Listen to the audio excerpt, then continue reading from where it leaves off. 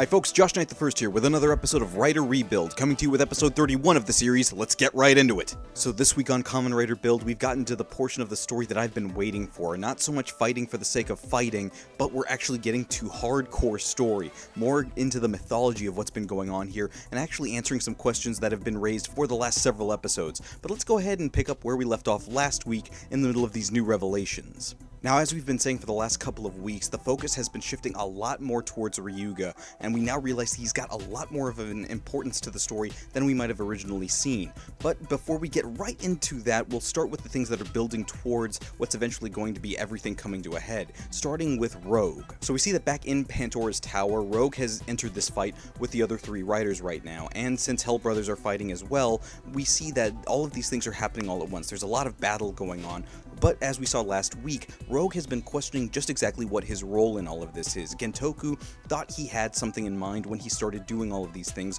trying to amass power, saying that he wanted to do this for the better of the country, but now it seems that things have gotten out of his control completely, so now he has to do the only thing he can do, which is share the information he has. We see that all of the gaps in information that Build's team has are being filled in by Gentoku. Rogue goes ahead and informs Ryuga that the whole reason for Kasumi being involved at all wasn't just for the sake of her being killed, it was for his power to go up, for his hazard level to increase, since it appears that emotional response is the key to raising someone's hazard level, especially for Ryuga. Now, to be fair, up until this point, until he was given this flat-out information, Ryuga still had a lot of animosity towards Gentoku, and that makes sense, but here, now that that's redirected, that's just giving Ryuga more and more resolve to do what he needs to do as a writer. And to go ahead and round out the information that needs to be given to the heroes, Nanba's plan is revealed by Rogue to Sento, that hey, Mito isn't the Mito you think it is, it's Nanba with Mito's face on. We thought about this for the last couple of episodes. There's no other way Sento was going to find out about this unless somebody told him or he caught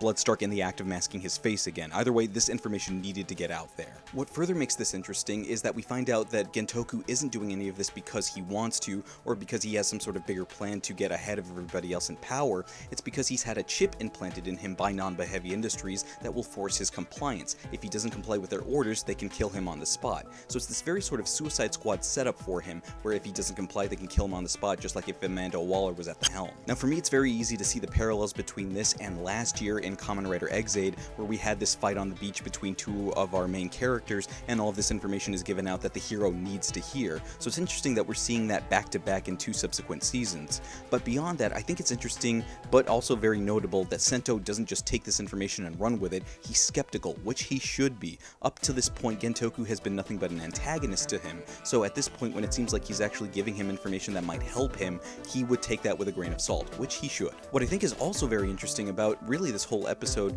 especially in this scene, is the interesting use of the camera angles and the frames that are there, the literal frames that we see on the beach that have been projected here within Pandora's Tower.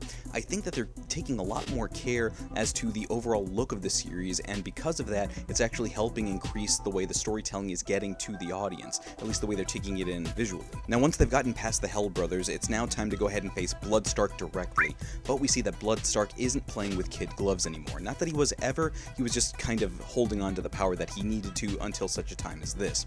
What we see here is that Bloodstark is giving out more information, a lot more willingly, about who he is and what he's capable of, namely that he's able to activate Pandora's box, that's where the lasers came from last week that I was wondering about, but also that the use of the trans-team system, the use of him being Bloodstark in that form at all, isn't really necessary for him. He has more than enough power to deal with the three riders that we have here. So we see now that Bloodstark is just toying with everybody, much like he has this entire time, but he feels so confident in his plan, he doesn't care that he can tell anybody. It's kind of similar to the character of Ozymandias in Watchmen, where he's thought about his plan so far ahead, it doesn't matter that he tells everybody what's going on, he's already prepared for this. Now, in fighting our riders during this last battle, we see that a new type of smash has been implemented, which are called clone smash. So here we see that these smash don't have to use a human host, they're just mindless bodies that don't feel any sort of pain, making them the perfect weapon for disposable minions on the battlefield. Now, the importance of this is the fact that these have been extended fights going from last episode into this one, so by this point our heroes are getting tired, but these new villains are not, and if they can keep coming at them like this, yes, it will eventually wear them down. Unfortunately, at this point, Grease and Build are not enough to go ahead and take on Bloodstark. They're both down for the count for the time being, and Ryuga has also been taken out as well. And it's during this time that we see him starting to struggle with the ability to get up, whether or not he has the resolve to do what he needs to do and overcome these obstacles. Now, if it was just that, just a matter of willpower, that would be one thing, and that's something we would expect from this story. But up until this point in the episode, we've been actually getting a lot of information on the side from our other characters, Misora and Sawa. Now, aside from the power-up that we're going to get to in just a few minutes, I do want to focus heavily, as the episode does, on this information that we have about Ryuga not being human. The fact of the matter is, he's not entirely human. It's only half true, a literal half. It turns out that there's a lot more information in the past of this story than we were originally led on to believe.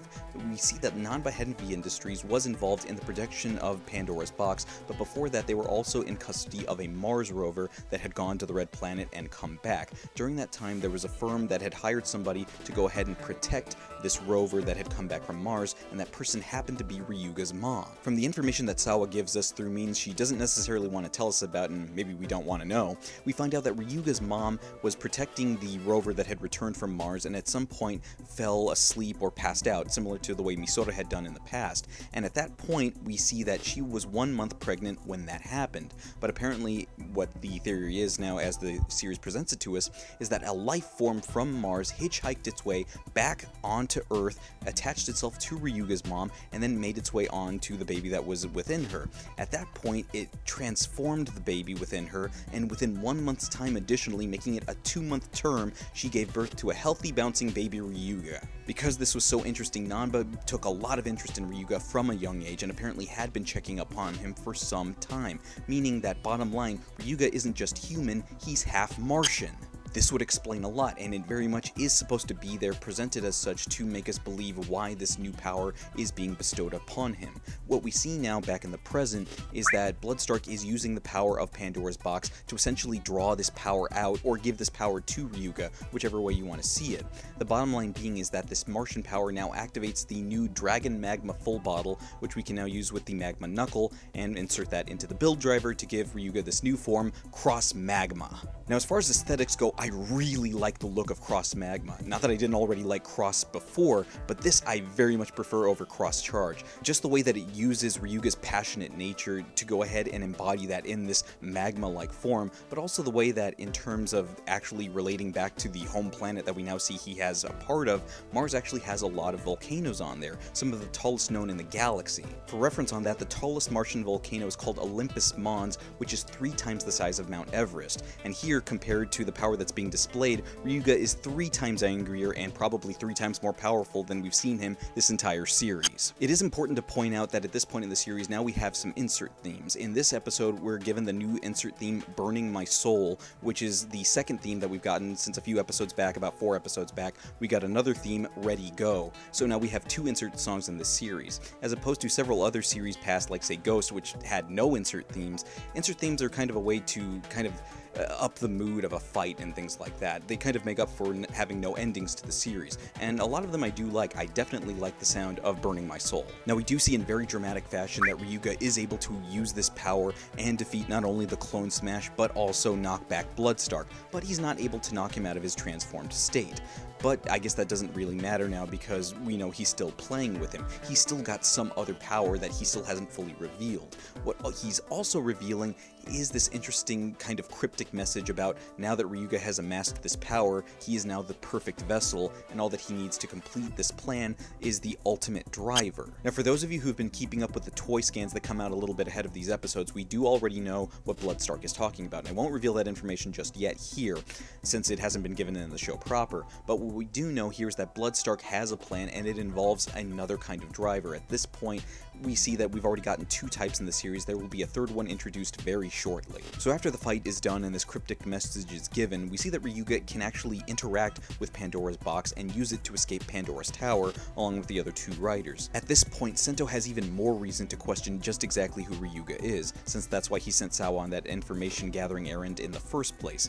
But the thing he doesn't know, which Sawa hasn't told him yet, is that there's more to it than even he knows, specifically relating to his past life as Katsuragi. his father, Shinobu Katsuragi, was actually the person who was assigned to watch over Ryuga during his developmental years, meaning there might be more to this than we ever knew, and more of that will be discovered in next week's episode when we see Bloodstark relating to him just how much of a power that he does have now. So man, this episode gave me everything that I wanted, and I still want more. The episode left me wanting more as far as all of the relations to Mars. Now that we're actually getting into the portion of the story that actually relates back to what's going on in space, going on with even Martian physiology, this leaves me with a lot of new questions and new theories. The biggest one being exactly what Bloodstark, or rather Evolt, has in relation to Ryuga. All throughout this episode, we see that Bloodstark is pushing Ryuga along, trying to draw out this bigger power from him, but it seems it's done in almost a joyful manner. The way that this is shown, along with all of this new information that we've been given, leads me to the conclusion that it's possible that Evolt, or Evolt, however you want to pronounce it,